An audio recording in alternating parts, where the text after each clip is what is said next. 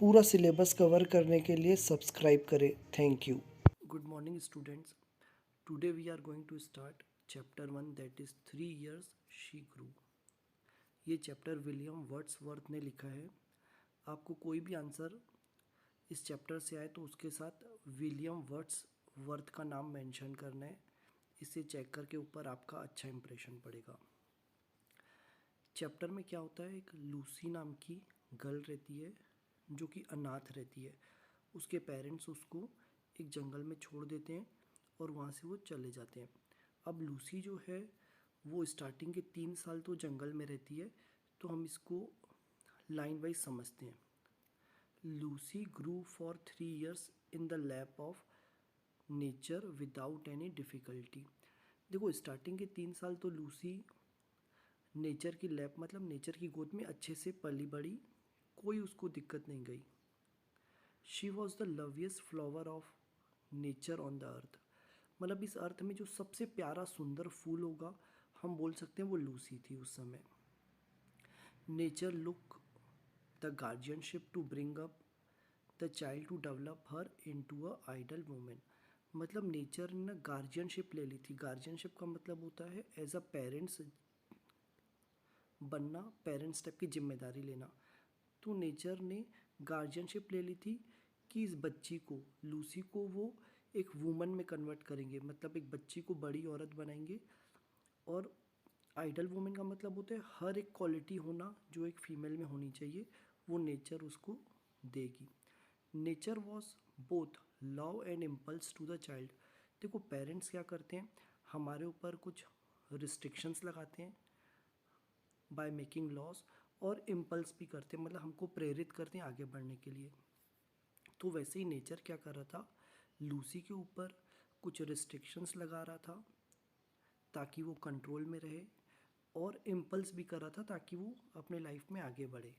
In other words, nature put restraints on her as well as gave her motivation to move forward। मतलब nature उसको restrictions में भी रख रहा था और आगे बढ़ाने के लिए प्रेरित भी कर रहा था। Lucy will know well the ruling power of nature over all the objects of the earth like the valley, bower और द प्लेन्स। मतलब लूसी अगर नेचर के साथ रहेगी तो स्वाभाविक है उसको ये पता चल जाएगा कि नेचर जो है सब चीज़ों को कंट्रोल करती है। वैली हो, वैली मतलब खाई। बॉवर, बॉवर मतलब होता है ऐसा ट्री जिस पे हम चढ़ते हैं, क्लाइंबिंग ट्रीज। और द प्लेन्स, प्लेन्स मतलब मैदान। तो लूसी को पता चल जाएगा कि इन सब के ऊपर कंट्रोल नेचर का रहता है। और लूसी विल प्ले गेम्स। और लूसी अगर जंगल में रही, कंटिन्यू नेचर के साथ रही, तो फिर वो वहाँ अपने हिसाब से गेम खेलेगी नेचर के साथ, और एक ऐसे गेम खेलेगी, ऐसे उस गेम को एंजॉय करेगी जैसे कि फॉन करते हैं। फॉन मतलब होता है डियर्स, हिरण। और नेचुरल ब्यूटी के आसपास ज़िंदगी भर वो रहेगी। Now second para, she will also enjoy the soothing breath of natural air. जब वो जंगल में रहेगी तो उसको वहाँ नेचुरल एयर, शुद्ध हवा मिलेगी सांस लेने के लिए। Different objects of nature will infuse काम एंड साइलेंस इन हर। और जो नेचर के अलग अलग ऑब्जेक्ट्स हैं वो सब उसको काम और साइलेंस रहना सिखाएंगे। The sailing clouds will give her dignity. जो उड़ते हुए बादल हैं उसको वो डिग्निटी देंगे। She will learn modesty and gracefulness from the bending plants. जो जंगल में और नेचर की तरफ झुके हुए पेड़ रहते हैं उनसे वो ग्रेसफुलनेस सीखेगी। शी विल गेट काम इवन अमिडस्ट स्टॉर्म्स। मतलब जो भारी तूफान रहते हैं ना उससे भी वो चार्मिंग सीखेगी। All this objects of nature will teach her sublime qualities through संपत्ति।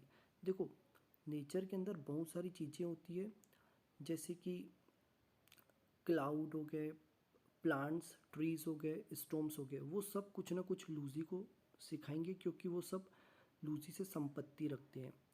लूजी will be glad to see the stars at night. जब वो रात को तारे देखेगी तो उसको खुशी महसूस होगी। The sweet murmuring sound of the streams will leave a fine impression on her face. इसका मतलब है जो स्ट्रीम्स, जो बहता हुआ पानी रहता है, उसकी जो ममरिंग साउंड रहती है तो उससे उसके चेहरे पे एक अलग खुशी पड़ेगी, लूसी के फेस में एक अलग चमक दिखाई देगी उस साउंड की वजह से। Now third para. In third para it is written that Lucy will get hide from the vital feelings of joy. देखो नेचर उसको वाइटल फीलिंग ऑफ जॉय सिखाएगी, मतलब खुश रहने की फीलिंग्स क्या होती है इन सब के बारे में नेचर उसको लूसी को समझाएगी। फिर लूसी इन सब फीलिंग्स को सीखने के बाद ऊंचाइयां प्राप्त करेगी अपने जीवन में। And it will land fullness to her bosom, मतलब जिससे वो बहुत मैच्योर समझदार हो जाएगी। Nature says that she will always infuse genuine feeling in Lucy as long as she is with her। इसका मतलब है कि नेचर उसको तब तक के फीलिंग्स सिखाती रहेगी जब तक कि लूसी नेचर में है या नेचर के साथ रह रही है।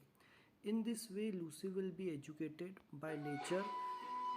इस तरह से लूसी जो है वो नेचर में रह के एजुकेटेड होते जाएगी। But unfortunately her life was cut short as she died prematurely।